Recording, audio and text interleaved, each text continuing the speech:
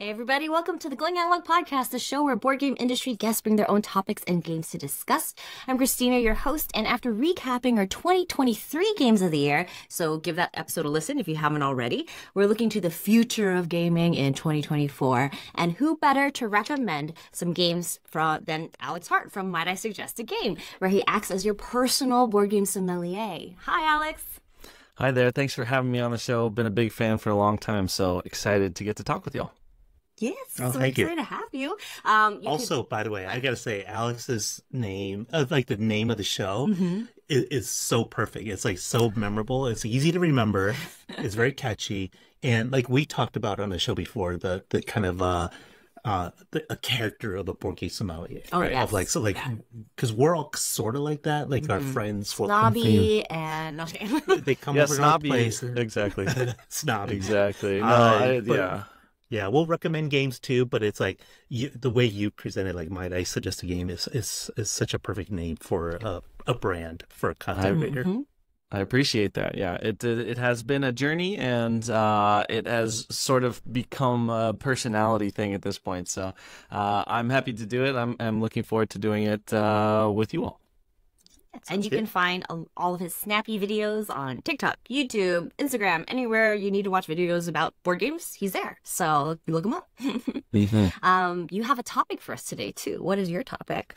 I do have a topic. In the spirit of suggesting games, as it were, I wanted to do a topic based on games that we love but are difficult to suggest. And I thought this was interesting because, you know, we play a lot of games, right? And there's a lot of board games that are out there that just, maybe it's something that's difficult to find, or maybe it's something that's out of print, or maybe it's something that's just so niche that it works really well for us, but we're not really sure who it might work with otherwise. So I have tons of games that I'm always suggesting, but there are always a few in my collection that I love, and I'm not really sure who else would like them. So that's sort of kind of what I'm riffing off of for this category.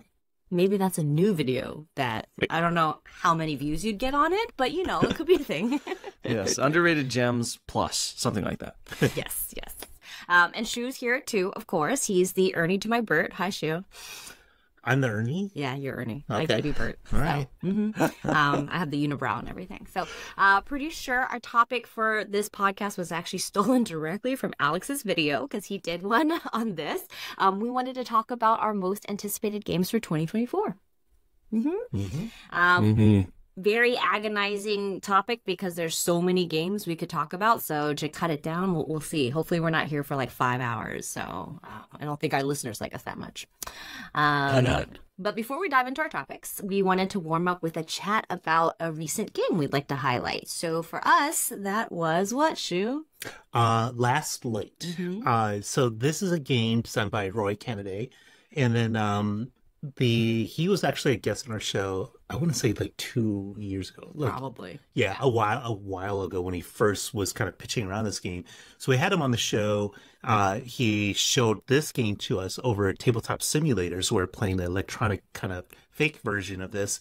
And then we're like, the pitches, this is a 4X game you could play in an hour. And 4X is like, it's like when you're like Civilization or Twilight Imperium, like games about like expanding and exploiting resources, exploring, and also exterminating, like fighting your enemies. So his idea is like, okay, everyone starts on a map in one corner. You're going to expand to discover other planetary systems that will provide resources. You have some spaceships, you can upgrade that with technology. And the whole idea is like whether you're playing 2 players or 8 players within an expansion, you could play it in about an hour. And it pretty much delivers on that sort of promise because like if you played more than an hour and a half, I'd be really surprised. Like maybe with learning and if you have some new players that it maybe a little bit longer. But the idea is everyone has a bunch of action cards that are either like, I want to do research, or I want to build ships, or I want to move, or anything like that. But you just pick one, and then everyone flips it over, and then in a turn player order, you just activate these things. So, but a lot of these things you could just do simultaneously. So it's not like, unlike some of the other games I mentioned, or like one of our favorites, Eclipse, where it's like like Eclipse, minimum 2.5 hours, 3 hours. Twilight Imperium, 6 hours plus to play a game like this. This one is like really streamlined, really fast, really short. So if you like those really deep 4X type games, kind of space battles, and you're building up armadas, and then it gets very resource driven, very tech driven, and you're exploring and you're discovering all these scientists or sciences and technology and upgrades for your ship.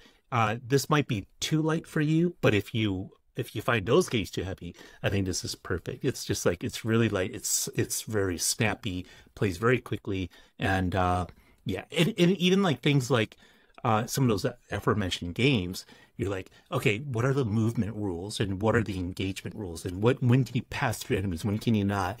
All that stuff is stripped aside. It's like super, super simple. It's just like, yeah, if you're in the same place, you're going to roll some dice, you're going to fight, and then that's that. So it's just like, it strips out a lot of it. So again, people might find it too simple, but for a 1 hour, slightly more than an hour long game, it plays pretty smoothly.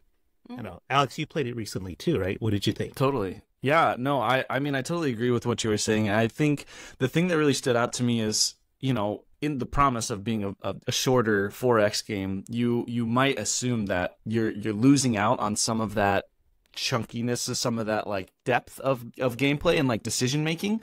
But really, I felt like the word that I would use to describe it is like, it's not simple, it's streamlined, right? And where they've just done away with some of the fluff that I think 4X games get away with, because it's just like, oh, well, you have your combat systems, and you have your movement systems, and you have your exploration and all that stuff, right? But this one, it really just, the action system is really clean. Your objectives are really straightforward, so you kind of can understand what you're going for from the start. And there are multiple paths to victory, but you're still, you're limited to the actions that you have laid out in front of you. So everything is there for you at the start, and once you get to the teach, it was speedy and really, really, I really enjoyed it. And I'm not a huge 4X guy personally, so I thought it was a really, really cool sort of triumph in that area for sure.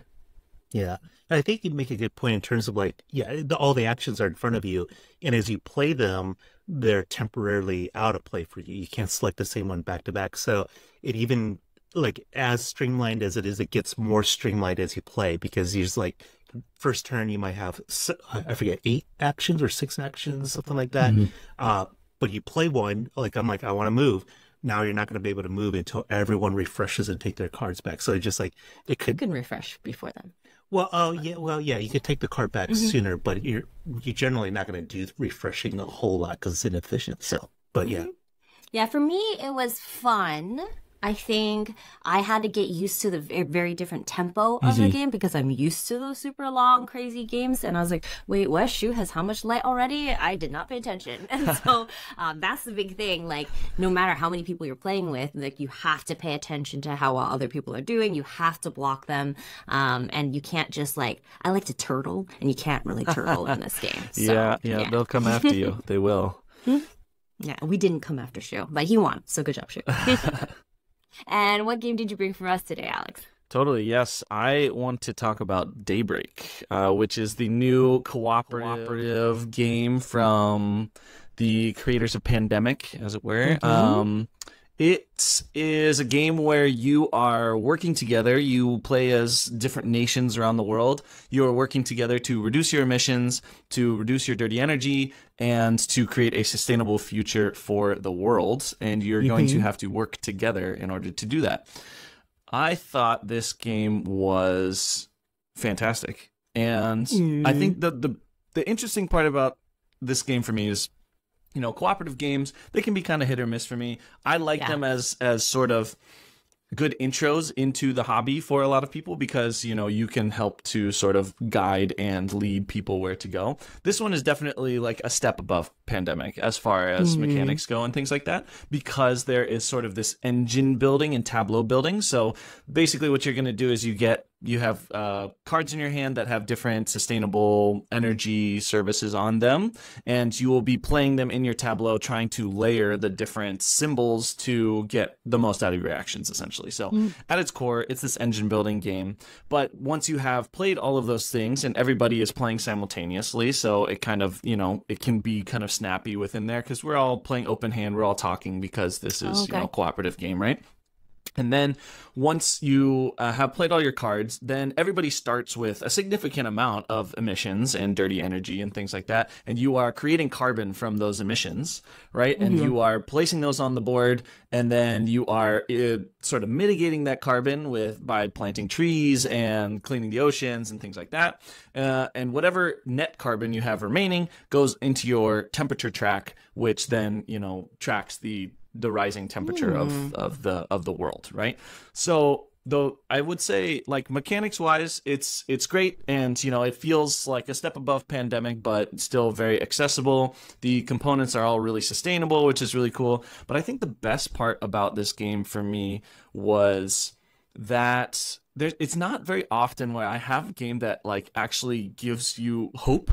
I guess it's like weird to say it like that. Yeah. But it's funny because, you know, the theme is we're combating climate change. We're working to carbon drawdown, and we are going to try to like save the world and build a sustainable future, right? And that's the goal of the game.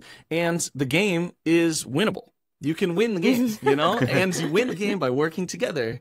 And I just thought, like, you know, that is fantastic. And it's also a great example of like what we can do in real life to be able to like combat these real life problems and things like that. So I love theme is something that's super, super important for me specifically when I'm suggesting games to people, because a theme is what draws you in, right? A theme is what's going to get you to bite on the game. That's one thing that Wingspan, for example, you know, the theme is birds, right? That is what draws people in, and then the gameplay is what keeps them there, right? And so I think for Daybreak, they and you know, the one thing that they do that I think sort of sustainable messaging up to this point has had trouble with is it's all kind of doom and gloom, right? There's like a lot of stuff going wrong, which is true. Like all of that is true. You know, we're not in a great place from a world perspective, right? But this game sort of paints the collaboration in creating a sustainable future in a really optimistic light. And I think like that, to me, just being able to have that feeling of like, hey, we're actually doing it. We're actually saving the world here. Like, that's kind of cool, you know? Like, that is, and it's viable, and you know, every world leader should play this game and that kind of thing, right? You know, it's, I just think it is a game that makes you feel something, which I think is sort of few and far between these days. So, that's Daybreak. So have you all had a chance to play it?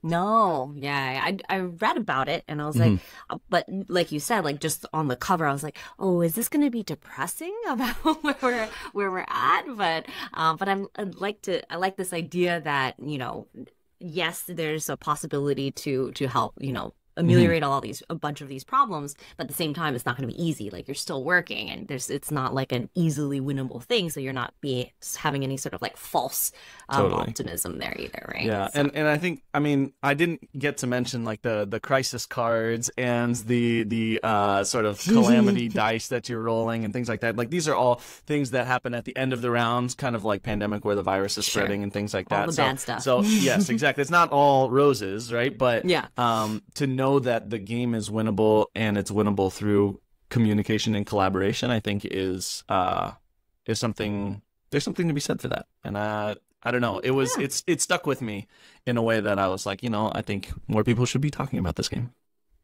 Okay, cool. And it's not it's not preachy, and it's kind of messaging. Yeah, and I think they do a good job because they have a lot of resources. I think it's in the rule book, or it's in an insert or something. It's like all of the cards that you can play in the game have like a real life, you know, corresponding sort of term and things like that. So you can like look up more information about like, oh, how we're doing this sort of sustainable thing, or how we're doing like wind turbines or solar energy or something like that. So it's all there for you if you want it, but it's not if you don't care, or if it's, you know, it's not something that you're interested in. You also don't like, it's not doesn't hit you over the head with it, which is great as well. That's cool. I think, and it's also produced by CMYK Games, who has done Wavelength, and they've done Spots and a couple other games, and they do a really good job just from a production standpoint of making it like a very appealing package as a whole. The cover looked great. The cover is fantastic. So definitely worth a look, even if you're not a huge Cooperative fan. I don't know if I want to play it with Christina and listen to her make jokes about, who has more emissions, this and that. Oh yeah, plenty of emission jokes. Type of humor. Plenty of emission jokes worth making, that's for sure. That would be the appeal too. Okay. That's right. But we have a lot of games to talk about. Our first topic. See, I already forgot to pause. Let's try that again. Okay. All right, so wrap up his part. What was it? I forgot what I said now. This is so awkward. No, you're good. So, okay, yeah, we talked about the emissions joke, and it's just like, okay. Okay. So, yeah. And now we want to talk about our most anticipated games of 2024 because we have a lot of games to get through. So, I don't even know. We have this like gigantic list in front of us, Shu. But we know that Alex here just put together video too. So we definitely want to have our listeners go check it out. But what's at like the top of your list, Alex? That is a great question. When I usually make these anticipated lists, I try not to number them. Because I have a hard time picking my favorites, right? But I would say one of the games that I think I'm most excited about is a game called Fromage. So Fromage is a game about cheese making.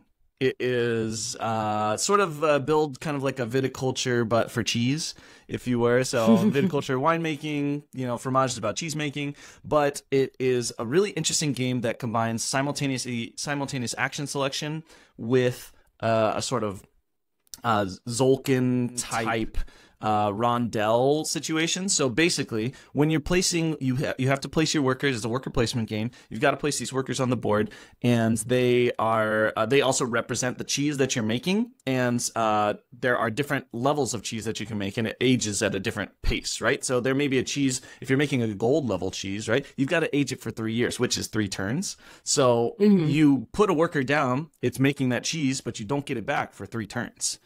Right? And so you have to plan out, okay, I want to make sure that I have enough workers to do all of the actions that I want to take, but I'm also sort of trying to invest in these more expensive cheeses or the cheeses that need to age further so that I can get more points. There's like a contract completion element. And it is a fantastic game, and it plays really quick because of the simultaneous action selection. So I would... That sounds fun. Yeah, definitely recommend it. It's also by Road to Infamy Games, who is the maker of Canvas. If you've ever played Canvas, the game about the transparent cards and making the masterpieces. So they do there's another company that's doing a great job with production. And I'll give a sneak peek, but I did design a cheese tasting insert to be added into this game when it comes out. So of course you have that'll to be in the cheese box. Tasting party if you're going to play this game. Box. I got to.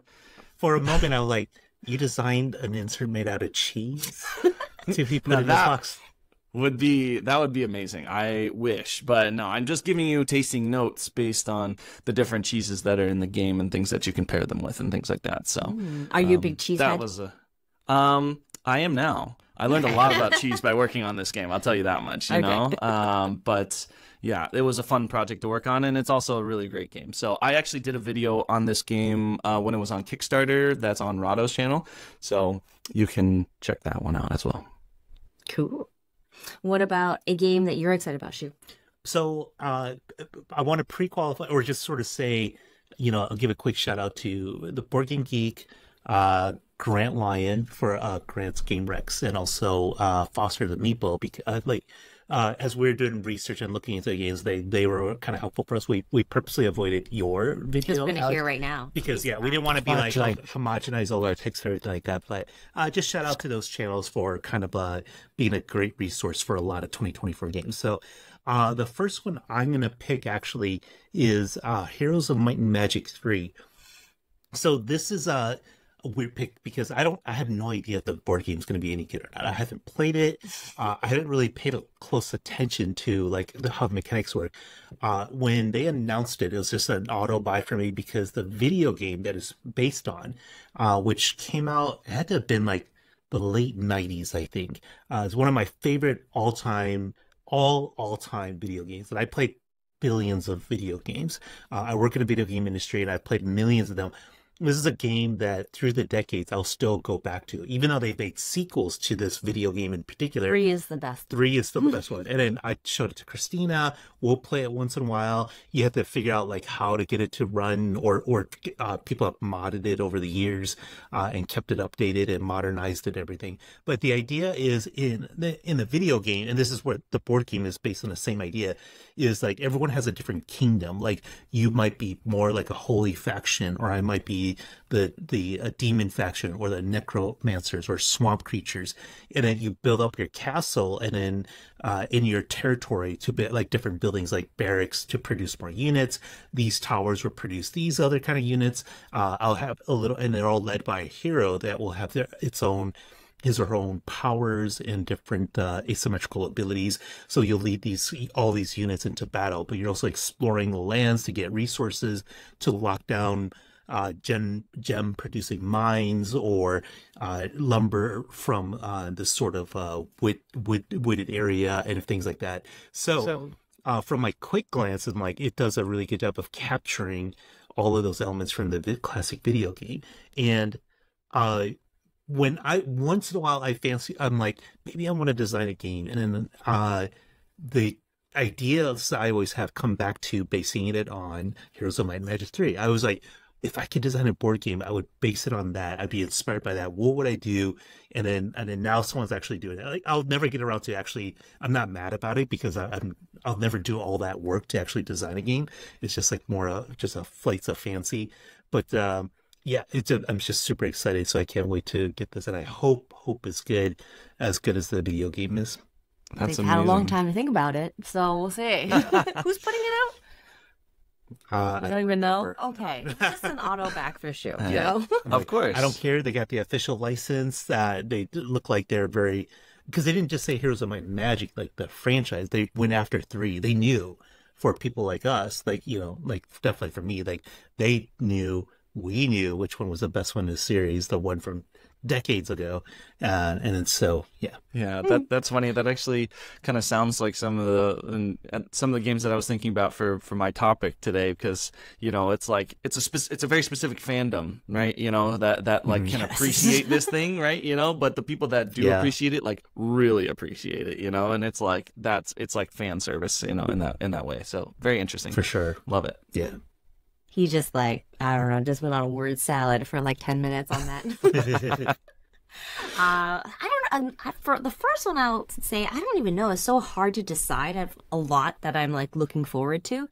But I guess I'd have to say Undergrove first from AEG and designed by Elizabeth Hargrave, because you get to play as a tree and develop this mycelium network with other fungi and mushrooms to help spread and be more productive. I saw like the prototype. I didn't even care about the gameplay. I'm just like, whatever, I'm going to play this for sure. So just the theme is right off my alley. I've loved Elizabeth Hargrave's designs. I always find them really entertaining in different ways. So yeah, I'm just really looking forward to playing a tree soon. Yeah. Entertaining you like and these. also very educational, right? Yes. I feel like I always That's learn always my something when I favorite. play an Elizabeth Hargrave game. Yeah, I was going to say something similar, like you like the science behind it. 'Cause Oh, yeah. It's not just, that's the setting, like trees and mushrooms. It's actually like thoughtful in terms of how they interact. And Christina has a bio background, so this Amazing. stuff is like really nerdy fun for her. Yes. Hey, Very you know, excited for that. when it fits your niche, it really fits your niche. I appreciate that. Exactly.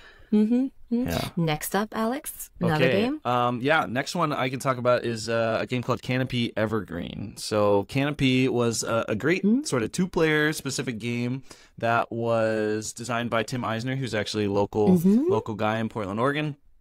And it's a really cool game that has this like Winston draft element where you look at a pile. If you don't want it, you put it back down and put a card on top of it to make it sweeter for the next person. So I loved that canopy. I just thought that was a really cool mechanic to have, and they did an amazing job with the theme. They had the Vincent Dutray artwork, which is always a hit for me. So Canopy Evergreen is the follow up to that one that is kind of meant to be more of like a board game than a card game, I guess, and it plays up to 4 players, I want to say.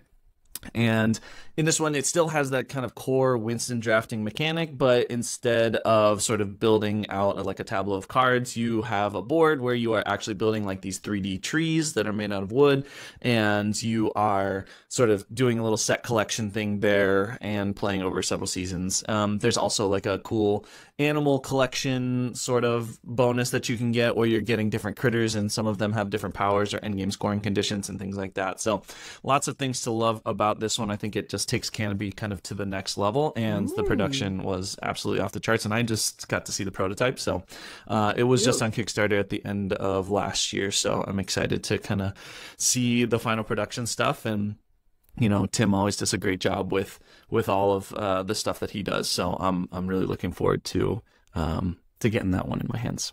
Yeah, big fan. I think that was my medium weight game of the year that year for Canopy. Nice. So, shoot. I'm going to pick for my next game, let's go to Japan. So this is from AEG. And then we actually, the way we kind of fell into playing this game is I actually saw a newsletter, an email from AEG, and they had a little banner, like a little ad for Let's Go to Japan. And I was like, what is this game? And because we're going to Japan. Like, it's just kind of this weird, almost perfect coincidental moment where they're putting out this game, and the game is about going to Japan and planning for your trip to Japan. And literally, we were planning for a trip to Japan. We went to Japan May of 2023. And then so when I read a little bit more about it, I contacted AEG, and I'm like, we're actually going to Japan. Like, you may check out an early copy of the game. And so they sent us an early prototype. We still have it somewhere in our home. And the idea is like you have a full week of planning, and then you can visit Tokyo or you can visit Kyoto. And so there's all these cards, you're drafting cards, and then you might be doing things like visiting a shrine or going to eat certain foods or visiting a souvenir shop. And all of these cards have a little bit of information about that actual location, like including like some background, why it's cool. Like if it's like hey, this is a cool and trendy place for younger people. This was like, go catch a baseball game or go watch a sumo match or something like that. So all of them will, they might require energy. They might require money. You might actually gain energy because you're feeling really refreshed from taking these activities. But the idea of the game is you're like planning out, okay, I'm going to do this Sunday, and I'm going to do this Monday, I'm going to do this Tuesday, and then you might travel back and forth between Kyoto, but you don't want to do that too much because it's inefficient. Exactly. Yeah, it's inefficient to go back and forth and back and forth, back and forth. You have to take train rides, so you have to get train tickets to be able to travel back and forth. But it's a pretty simple game. Like once you learn what the symbols do, because you're trying to get certain synergies, like I want to go shopping a lot, so you want a lot of shopping energy, or you want to eat a lot, so you want a lot of food icons and things like that. And then all these different things will combo in different ways and then score. And it's a very short game, like you play in about 45 minutes or so. But we had a lot of fun. We played a lot. And when we were in Japan, like literally that's how I would plan some of our days. We're like, we have like oh my God, set things to do. And I was like, well, I'm in Kyoto. Let's take up all of our Kyoto cards right here and see what might be near us. And then I'd like Google where they are compared to us. Yeah, that's so amazing. We literally used it for playing. And then the designer, what was his name? I forget his name. Josh Wood. Yeah, that's right. He the basis for this game, why he created this game, because he was actually planning a trip to Japan, and then a pandemic hit, and he couldn't do a lot of this stuff. But so he just took a lot of his ideas and actual literal plans and turned it into a game. So we ran into him at a local convention, and we were telling him about this, and he was just like blown away. Like we're going to use this game to start planning and things like that. So we'll see. Like once it comes to retail, we have a lot of pictures saved holding his cards in the various locations. Oh, that's amazing. Yeah, that's so good. Yeah, you can see like like a bowl of ramen in the game, the card, and then we're sitting right by a bowl of ramen, and we're doing that activity. Well, the actual monuments. That's and stuff, so amazing. Yeah. Yeah, my my wife and I went to Japan pre-pandemic, just like a year before the pandemic, and so I was just thinking about this. Spoiler alert: this game is on my list as well, and that one I was just thinking about how that would have been so useful to have that information before we planned our trip. I told my wife she's much more of a planner than I am, and so I was like, you can plan everything you want for the trip. We can do whatever you'd like. My only request is that we watch a baseball game. So we went to the Tokyo Dome and got to see a baseball game there, so that was a lot of fun. Oh, nice. cool. We did not do that. Next time we go. I have so many other ones I'm interested in. Another one that came up that I don't have that much experience with, but I'm super excited about is Veil of Eternity.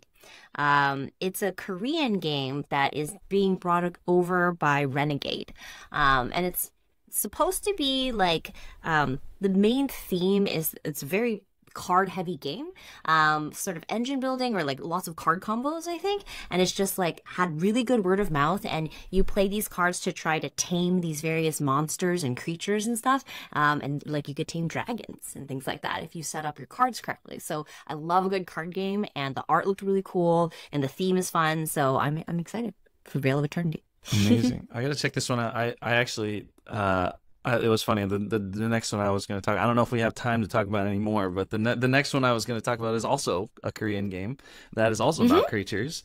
Yes, it's called Wondrous Creatures. It's from Bad Comet, which is a Korean publisher. I'm half Korean, so I always like to try to shout out the Asian publishers as much as I can. So, the game is called Wondrous Creatures, and it's kind of like a worker placement light. It feels like an Everdell type of game where you're collecting these creatures in a tableau and you are, placing these workers on the board. But the cool part about the workers is they actually are 2 spaces wide. So you're placing them across 2 different spaces and then taking the resources that you of the spaces that you connect to, basically. The cool part is you can either use the resources to actually collect the resources, which you'll need to play the creatures later on, or you can use them to collect creatures from that same environment from the market row. So there's like some really interesting decisions about the resource collection that you have to do, and the production is amazing.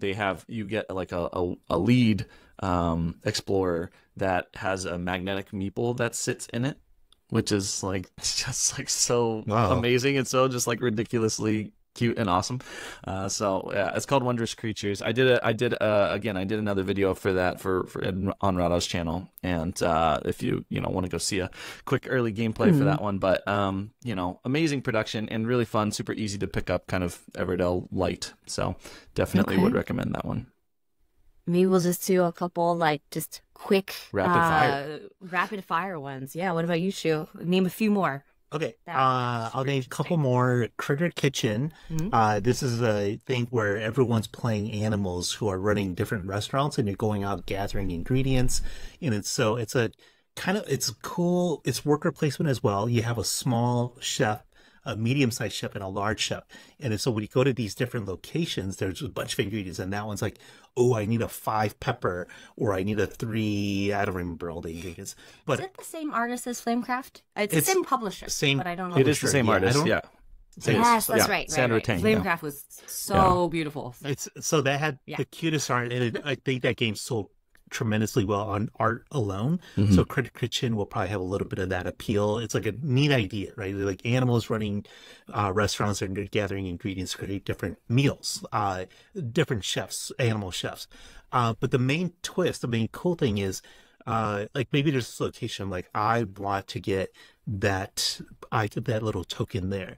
So you have to make a decision. Maybe there's a bunch of tokens you want in a spot. A big chef, the big worker, can gather up to 3 tokens, but he's slow.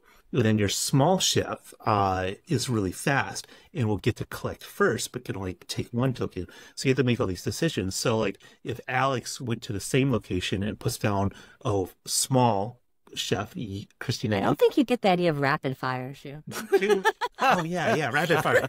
Anyway, so you get the idea. Like Alex might beat me to the because I'm trying to collect. I got 2 greedy. I'm trying to collect 2 night tokens. So Awesome. Yes. Another one that's on my list. So me and Shu are locked in right now.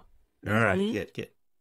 Oh, yeah, that one. Okay. I was also super interested in Spectral, a new Bitewing game that's designed by Ryan Courtney, who's done Pipeline, some heavy games, also Trailblazers, which is a light game, for the Arts Quantai Moria. Freaking love all of his stuff. And it's a deduction game with a lot of player interaction. So I'm fascinated. There's bidding, bluffing, deduction. We'll see how it all goes together. So I love deduction. Any other quick games? Yeah, I mean, I think I'm hoping that this is my last year that Arcs is on my most anticipated list, because I feel like this one from Leader Games has been anticipated for a long time.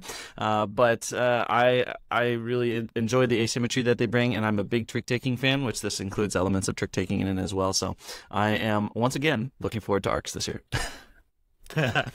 Yeah, we read about that one. I'm like, that sounds really cool to have trick taking be the basis of that.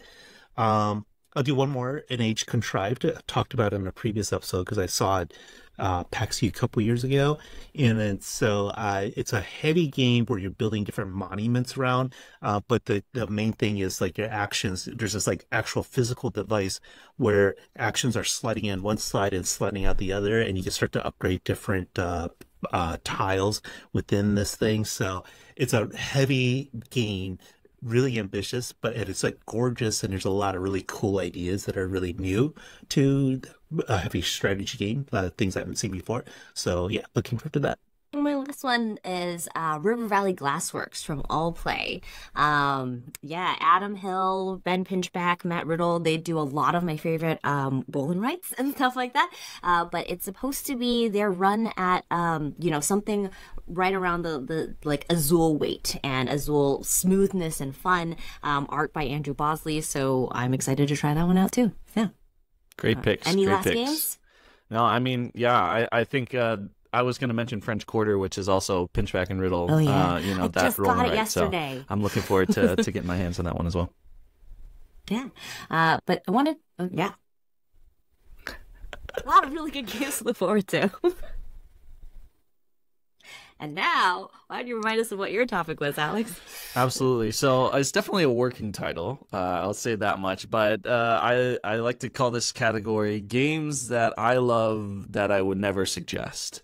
Well, maybe not never, but games that I love that I have a hard time suggesting. How about that? And yeah, it's all about those games that are either this too is like niche. opposite of what your whole channel and brand is about. Exactly. Well, this is my so cop out, right? It's like, I'm always suggesting games for a wider audience, right? And so now I get to talk about the games that I never get to talk about on the channel. So I'm like, that's Nice. kind of the goal of this, right? And the inspiration for the category kind of came about because I at the end of last year I put together my best games of 2023 list and everything, and my number one game, my top overall game from last year was actually a game that came out in 2022 technically, but it was Planet Unknown.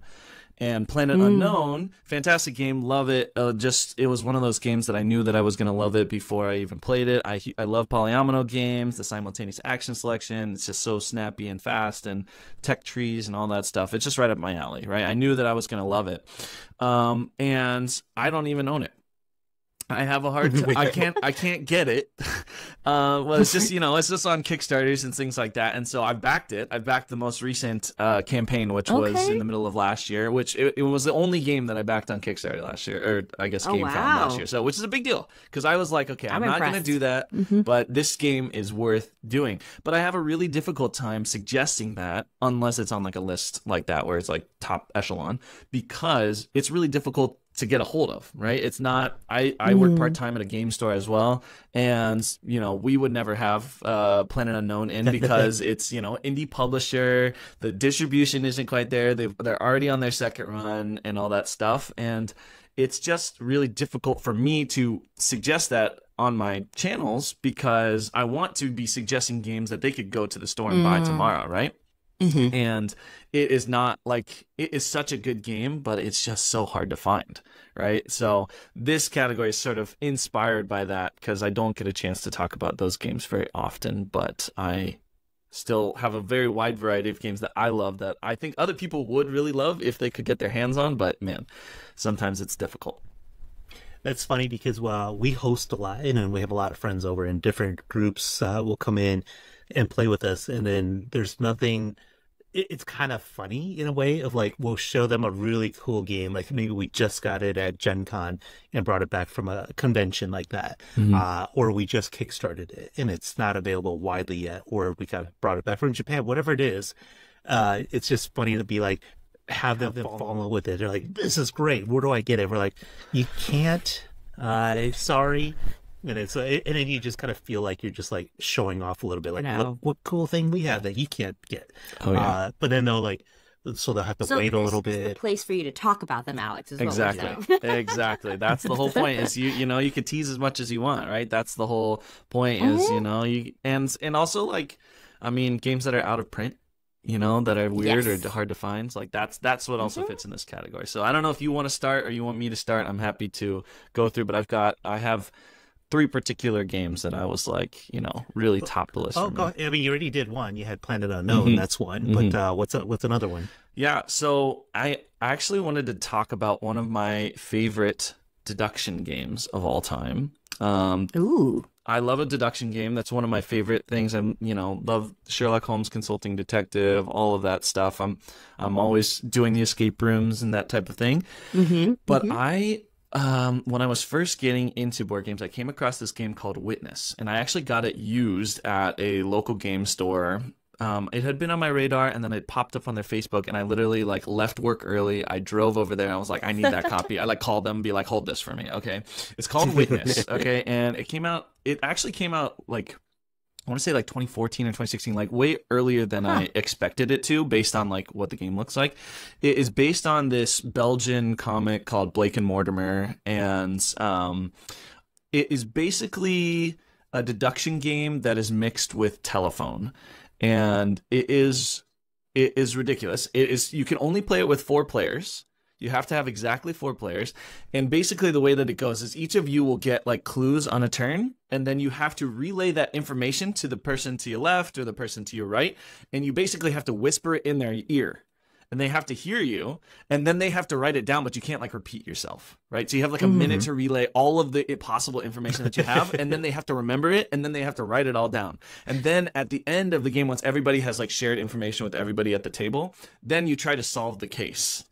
And the case has like, questions about like who did it, murder weapon or whatever it is, depending on the case. And you all have to use the sort of incomplete and imperfect information that you have received from all of the people around the table to then deduce what the true solution is. And then you get like a team score and things like that.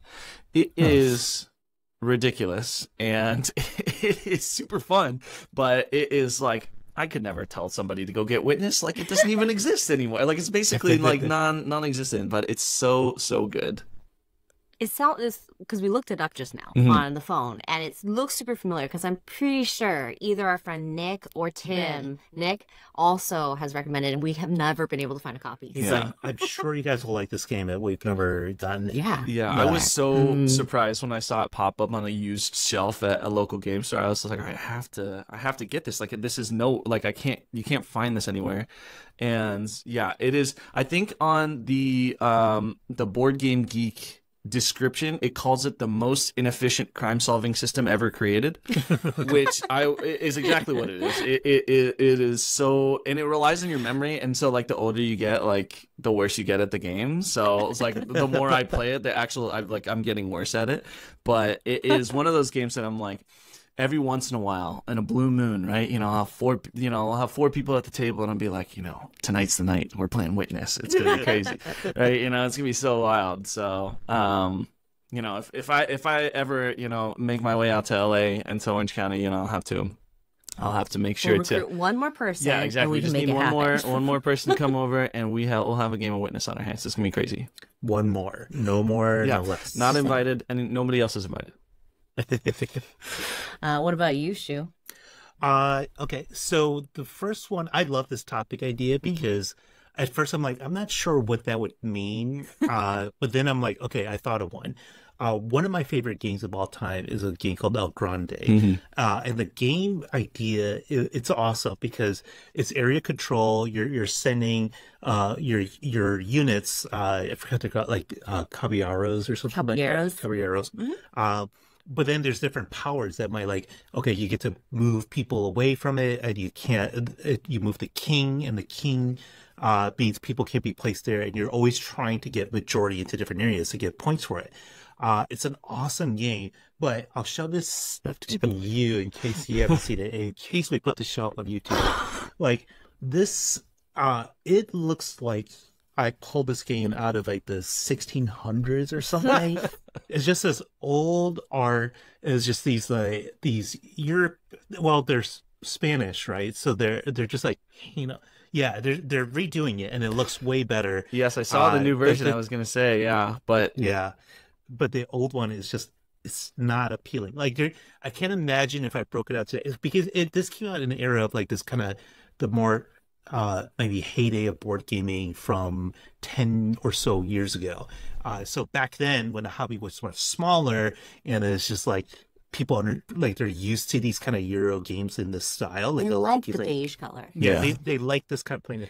But like if I broke it out today and it's like to new gamers, and they're like, what is this? Even the board looks like an old timey map. There's just like nothing really appealing, visually appealing about this game. So it's like hard to recommend, and I just had to kind of trust me if the gameplay is really good kind of thing, It is very good. 100%. Sort of cutthroat, really great. Yeah.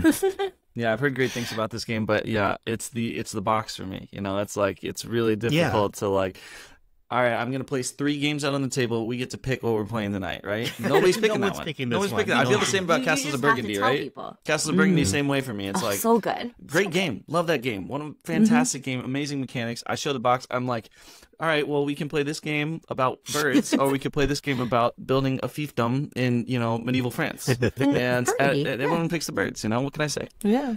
Yeah. I mean, along those lines, for art reasons, and I don't think it's been reprinted in a long time. Really great deck building game, Tyrants of the Underdark. Very purple, very black, and that's all it has going for it, basically. Even when you look at the board, the layout is just like, oh, it's so ugly and hard to trace, but it's like such a good deck builder. It's D&D themed, actually, and you are trying to gain control of the Underdark with your deck that you're building, and you're getting like better demons and stuff. I don't remember, but you're getting like, a more efficient deck to do all of your actions and take over territory. So it's area control plus deck building, but the art is so dark and so not attractive, and it's really hard to convince anybody to play it if you show them the box. It's just not going to happen. I think the box isn't bad. I think the board is. Both are pretty bad. Because the box looks like D&D art. Yeah, I think it's just like it's like dark fantasy, like dark elves, the drow. Yeah. Very purple. Yeah. So that art, if you like D&D, you would probably be fine with it. But when that board is just like the lines and the fonts and the number, it's just like someone just slapped it together real good and put like any graphic design thought into it. That's really fun. Well, yeah, that's good to hear, because definitely. Looking at it, it's like, I don't know. Like, can you even tell what's going on here? You have no idea what's going on. Oh, man. But you said you had a third game. Yes, too. I do. So well, it actually, one? I had a few other ones, but the one that when you were describing that one, it really made me just think. So I'm calling an audible here, and I'm just going to talk about Stationfall. I don't know if you've played or heard of Stationfall. It was a game that came out from Ion Games. I want to say like last year or the year before. And basically the concept of the game is you are playing as these different people that are occupying the space station that is plummeting towards Earth, and you need to complete your objective before the end of, before the thing explodes or whatever. So some of the characters, everybody dies. Their objective is to get off, right? Escape and, land safely on Earth. Some of the characters want to kill as many people on the ship as possible. Some of the characters, like the captain, for example, wants to stay, go down with the ship, right? So you're actually not trying to escape, So each one of the characters has like a different sort of objective and ability, but your role that you're playing is hidden. So people don't know who you're playing, because the way that the gameplay works is you can actually move any character on the board on your turn. So you just have like these action points that you're basically spending and refreshing and things like that to try to move people around the board and try to accomplish your goal without giving away what person you are, so that people don't know like your true objective, so they can't like prevent you from doing that objective. It is a fantastic game. And I remember playing it the first time, and I was like, I just had a great time, and I do not know who would ever play this game with me, because it is just there.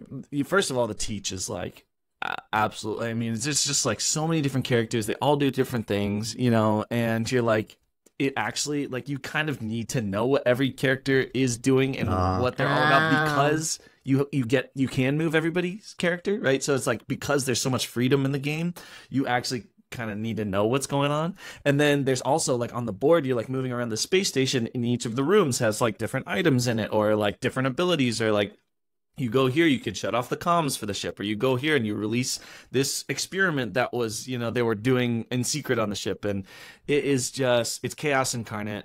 Basically, you can't, it's like, for such a strategic game, like, the amount that you can plan ahead is like little to none, which is like so ridiculous. And yeah, so just like the fact that it is like a 3 to 4 hour game, and you know, it'll take you like an hour minimum to like go through the rules, and also you just like can't, you just like don't know how you're gonna win if you ever like, you can't, like, I don't know, I feel like any times that I've even survived, I did it because someone else moved me. Like, you don't really have that like agency over your character as much as you would like want to.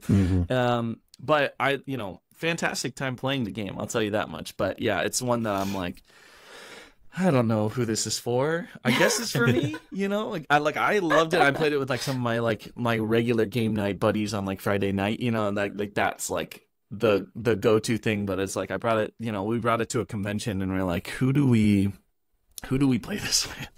Like, it's so ridiculous. When you first started describing it, it sounded really awesome. I'm like, I want to get this game. And then when you get, the more you talk about me, I'm like, I mean, I don't want to undersell it. Like, I still have a really great time playing it. And like, you know, I would love to play it with more people. But yeah, it's one of those ones where it's like, this is for a very specific, like, if I was in the game store and trying to sell you on a game, this would not be the game that I would try to sell you on, because like, exactly what I'm doing. It's like, the more I talk, the worse it gets somehow. You know, it's like, if I just told you, oh, this is like a cool thing, you got to get off the ship before it explodes. You know, it seems like a cool premise, but yes, there's a lot of work to it, but it is also a fantastic game. Yeah, if you rep for this company, someone would be like in the background trying to cut you off, like, Allie, shut up. I know, I need some media training. I need some media training.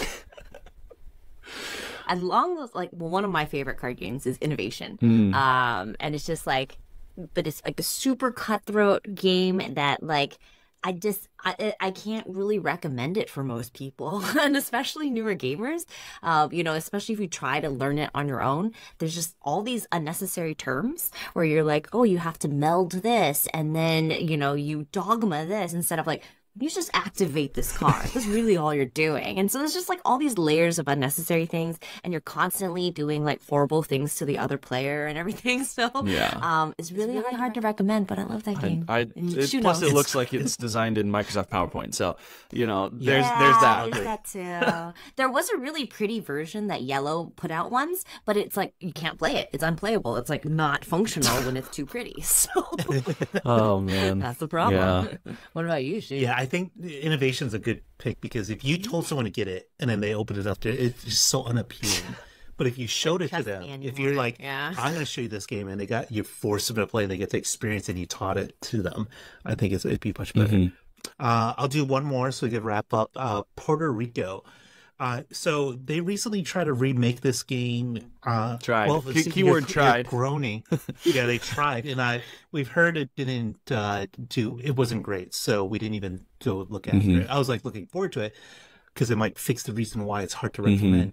So again, like talking about the, you know, like 10, maybe 15 years ago, when a lot of these, like a lot of the board games, like the great ones, were coming out of Germany and had these kind of really classic Euro designs. Like, that was one of the ones that really, like, I was playing board games before I learned about Puerto Rico, but when I saw it, I was like, this game is fantastic. You, on your turn, you select a role of like, I want to do this to collect money, or I want to do this to be able to build buildings, whatever it is. But by picking the action, you get the better version of that action. Everyone else does the same action, but they don't get the extra bonus action. This idea has since been copied in other games, but this is one of the originals, and it's really great. Except it's very clear what you're doing in this game is because one of the actions is you're bringing in quote unquote colonists, but they're dark. Cubes or discs. I forget what. I think they're discs. And you're shipping them over from overseas to the new world, and you're putting them on plantations to go to work because you have to, like, plantations have a certain number of spots that need to be filled up with these colonists in order for them to produce like sugar or corn or things like that.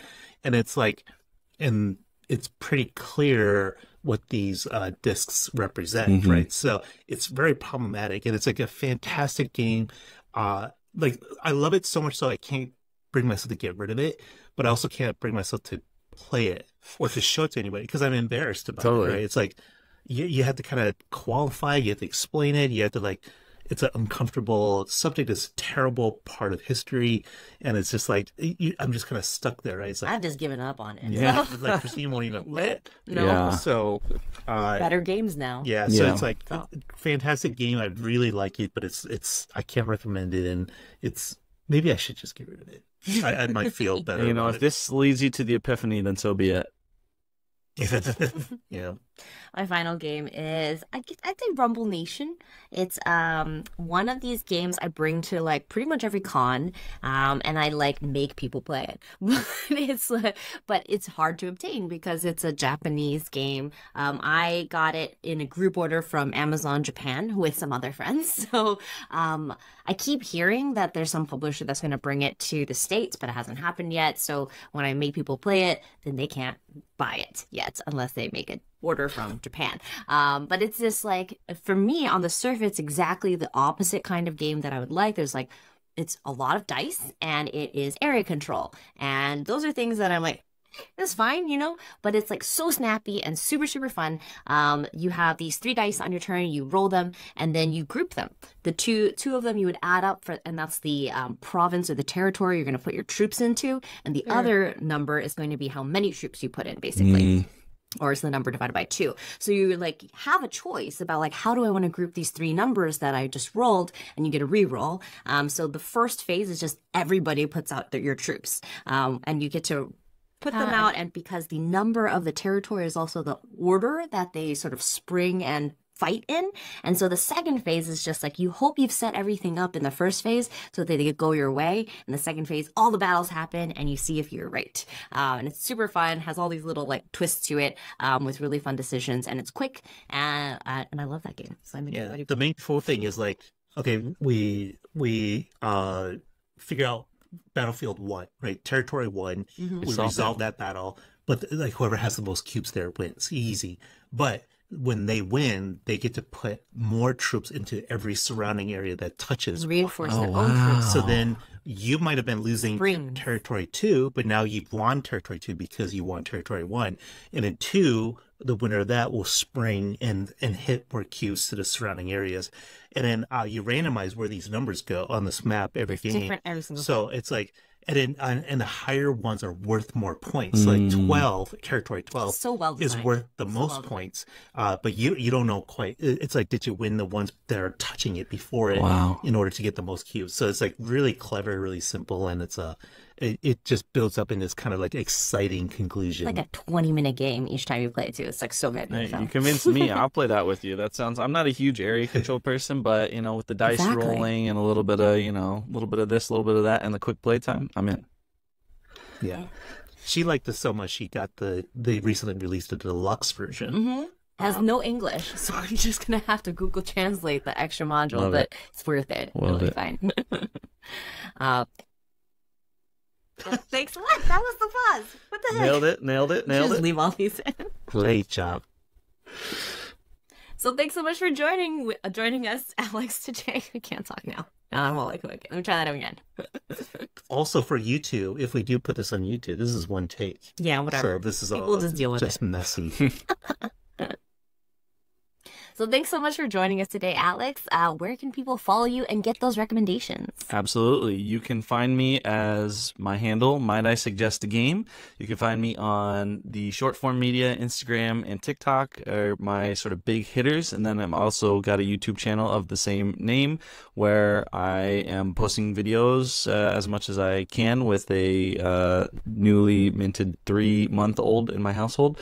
But I got a YouTube channel, Might I Suggest a Game as well. And, you know, I'm always trying to help you find your perfect board game. That's the whole point of the channel. So hopefully I can help make a suggestion that'll be perfect for you. Awesome. And thanks, of course, to our favorite editor, Mike Zipkin. And I think this is just going to be one of those forever closing notes, Shu, where I remind you that one day we will post our live quiz show questions we ran at BGGCon back in November. That's right. So.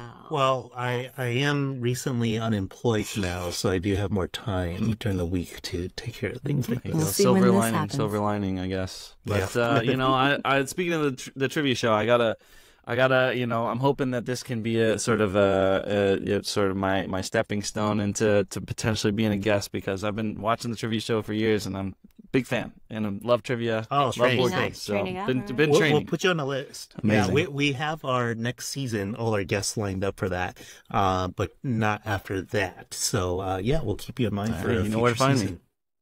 me. And everybody else listening to us today, please give us a like and subscribe if you haven't already. Now you can stop listening and go play a game. Bye. Bye.